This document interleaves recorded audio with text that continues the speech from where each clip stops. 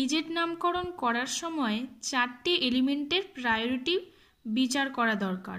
প্রথমে এখানে রয়েছে ক্লোরিন, CH3 মিথাইল, হাইড্রোজেন আর ব্রোমিন। এর মধ্যে সবথেকে বেশি প্রায়োরিটি পাবে ব্রোমিন, তারপরে রয়েছে ক্লোরিন, তারপরে রয়েছে CH3 অ্যান্ড দেন এইরকমভাবে প্রায়োরিটি। এবার CH3 আর ক্লোরিন এর মধ্যে সবথেকে বেশি প্রায়োরিটি পাবে ক্লোরিন। HBr এর মধ্যে বেশি প্রায়োরিটি পাবে ব্রোমিন, মানে Br।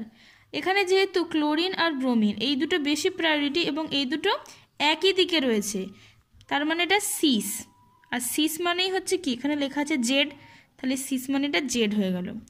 আবার এখানে রয়েছে CH3Cl, এর মধ্যে বেশি প্রায়োরিটি হবে Cl। ব্রোমিন আর হাইড্রোজেন এর মধ্যে বেশি হবে ব্রোমিন।